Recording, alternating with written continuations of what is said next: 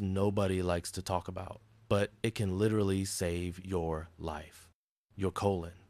Your colon is your large intestine, the last stretch of your digestive tract. Its job is to absorb water, recycle some nutrients, and turn what's left of your food into stool so your body can get rid of waste. The rectum is the short section at the very end, right before the stool exits your body. When we say colorectal cancer, we're talking about cancers that start in either the colon or the rectum. Most of the time, colon cancer doesn't appear out of nowhere. It usually starts as a small, non-cancerous growth called a polyp on the inner wall of the colon. Many polyps never turn into cancer, but some types can slowly transform over years from harmless to precancerous to cancerous. The dangerous part is that you can't feel a polyp growing. There's no alarm bell going off in your belly. That's why relying on how you feel is not enough with colon health, because the earliest clues can be very subtle changes in your bowel habits. A little blood you brush off as just hemorrhoids, or a nagging bloated feeling you blame on last night's dinner. Here's the good and scary part at the same time. Colon cancer is one of the most preventable cancers if it's caught early. When it's still confined to the colon, the 5-year survival rate is around 91%. But once it has spread to other organs, that survival rate drops to roughly 13%. So the difference between catching it early and catching it late is not a small detail. It can literally be the difference between life and death. So in this video, then we'll go through these subtle early signs, things like changes in your bowel habits, unexplained weight loss, blood in the stool, gas and bloating that just won't quit, and more. We'll talk about when these symptoms are probably nothing and when they are a red flag you should never ignore. In the next part, we'll start with one of the most common and easy to miss clues: a persistent change in your bowel habits. We'll talk about what normal really looks like, why your colon routines are as individual as your fingerprint, and when new constipation, diarrhea, or alternating between the two crosses, the line from annoying to concerning. 1. A new, persistent change in bowel habits. Doctors and cancer organizations agree. One of the most common early signs of colon cancer is a change in bowel habits that lasts for more than a few days, things like diarrhea, constipation, or new narrow pencil-thin stools. Now, let's be practical. Short-term diarrhea after a buffet dinner or constipation after a long car trip usually isn't cancer. Life, food, travel, stress, these all affect the gut. What we worry about is when you notice new constipation that doesn't improve with more water and fiber, ongoing diarrhea without a clear trigger, no new medicines, no obvious infection, alternating diarrhea and constipation that keeps coming back, new, narrow, ribbon-like, or stringy stools, and especially when these changes last more than 2-3 weeks and seem to be trending worse instead of better. Why colon cancer can cause diarrhea or constipation. Think of your colon as a soft, flexible tube that absorbs water and shapes stool. If a tumor is growing inside the colon, it can act like a partial blockage. Stool has a harder time passing, so things slow down, you get constipation, straining, or a feeling that stool gets stuck. Sometimes the irritated area of the colon reacts by secreting more fluid and moving things along too quickly. You get looser stools or diarrhea.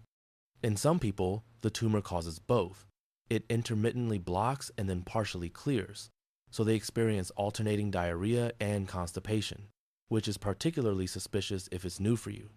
Cleveland Clinic and other major centers list these exact patterns: persistent diarrhea, constipation, and the feeling that your bowel doesn't empty fully as classic colon cancer symptoms. But I already have IBS. This is where things can get confusing. Many people have been told they have irritable bowel syndrome, IBS, which also causes diarrhea, constipation, or both. So what's the difference? A helpful way to think about it, and something MD Anderson points out, is this. IBS symptoms tend to come and go over years, are often linked to stress or certain foods, and don't usually cause red flag signs like unexplained weight loss, blood in the stool, or anemia. Warning signs that deserve a fresh look, even if you've been labeled with IBS, include symptoms suddenly change or become more severe than before. They wake you up at night regularly. You notice blood, unexplained weight loss, or fatigue along with the bowel changes. If your gut story has changed, your evaluation should change too. 2. Unexplained weight loss and fatigue. The next subtle sign in the original doctor's script is unintentional weight loss, losing weight without trying, without changing your diet or activity level. Major cancer centers like Johns Hopkins and Cleveland Clinic both include unexplained weight loss, loss of appetite, weakness, and fatigue on their list of possible colon cancer symptoms. Why does this happen?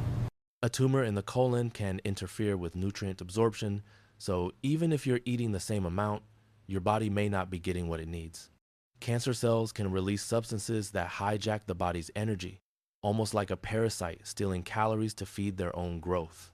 Chronic diarrhea or low-level bleeding, we'll talk about that next, can also cause fatigue and weakness. Here's an easy rule of thumb many doctors use. If you lose more than 5% of your body weight in 6-12 months without trying, for example, 10 pounds off a 200-pound frame, and you have no good explanation, that's worth evaluating. Especially if weight loss comes together with bowel changes, blood in the stool, new ongoing bloating or abdominal discomfort, feeling unusually tired for no clear reason. Remember, unexplained weight loss does not automatically mean cancer, but it's almost always a reason to speak with your doctor. 3. Blood in the stool, bright red or dark. Now let's talk about a symptom most people find scary and often try to talk themselves out of. Blood in the stool. Colon cancer organizations, the American Cancer Society, and major hospitals all list rectal bleeding or blood in the stool as a key warning sign of colorectal cancer. Blood can show up in a few ways. Bright red blood on the toilet paper, red streaks on the surface of the stool, blood in the toilet bowl, stool that looks very dark brown or black, almost like tar. This can indicate blood that's been partially digested. Now, here's the nuance. The most common causes of bright red blood on the toilet paper are hemorrhoids or small tears. Those are very common and often harmless. But here's a mistake too many people make. They assume it's just hemorrhoids for months or years and never get checked. Recent research presented in 2025 found that rectal bleeding was the single strongest predictor of colorectal cancer in adults under 50, increasing the odds of a diagnosis by more than 8-fold in one study.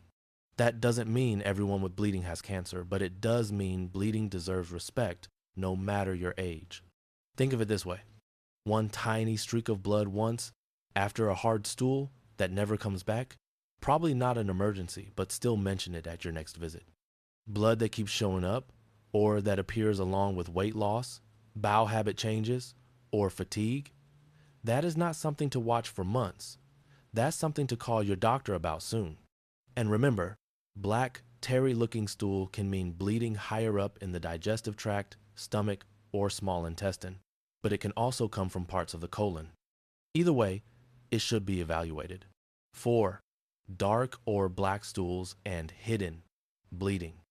Not all bleeding looks bright red.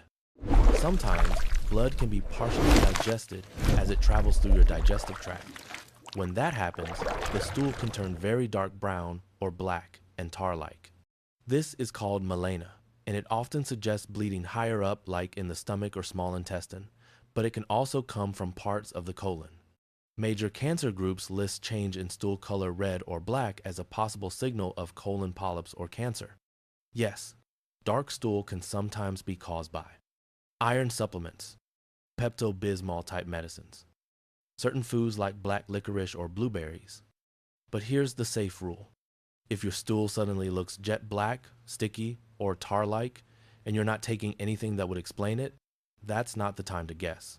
That's the time to call your doctor, especially if you also feel dizzy, weak, or short of breath. 5. Iron deficiency, when your blood tells the story. Now for one of the most silent signs of all, iron deficiency anemia. A lot of people with colon cancer never see obvious blood because the tumor might only ooze small amounts over time. That slow, steady blood loss can quietly drain your iron stores. Over months, you may become anemic without realizing it. Research shows iron deficiency anemia is one of the most common extraintestinal signs of colorectal cancer. In fact, an NCI analysis in younger adults found that rectal bleeding and iron deficiency anemia together were powerful early clues to hidden colorectal cancer. What you might feel with anemia, unusual tiredness that sleep doesn't fix, shortness of breath with activities that used to be easy, dizziness or feeling washed out, sometimes pale skin or a racing heartbeat. There are many reasons for low iron diet: heavy menstrual periods, kidney disease, stomach ulcers. But here's a phrase many gastroenterologists use. In an adult man or a postmenopausal woman, iron deficiency anemia is colon cancer until proven otherwise. That doesn't mean you have cancer. It means your doctor should look for a source of bleeding, and that often includes checking the colon. If your blood work shows low iron or anemia, ask your provider calmly but clearly, do we need to rule out bleeding in my digestive tract, including my colon? 6. The didn't fully empty feeling and persistent bloating. Another subtle sign from the original doctor's script is something called tenesmus, that nagging sensation that you still need to go, even right after a bowel movement. It can feel like, I just went, but it still feels like there's stool left. A constant urge to run back to the bathroom, pressure or fullness in the rectal area. Cancer centers like Mayo Clinic and MD Anderson list this feeling that the bowel doesn't empty all the way as a possible sign of colorectal cancer, especially when the tumor is in the lower colon or rectum. Why it happens. A growing mass in the lower colon or rectum can press on the bowel wall, mimicking the sensation that stool is still there even when it isn't. It can make you feel like you constantly need to go, but very little comes out. Again, this can overlap with other conditions like IBS or hemorrhoids. What makes it more worrisome is when it's new for you, persistent for weeks, accompanied by blood, weight loss, or changes in stool shape or frequency. Now let's talk about gas and bloating.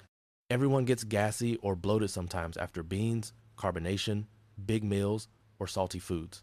But persistent, unexplained bloating can also be one of those quiet warning signs. How colon cancer can cause bloating and gas.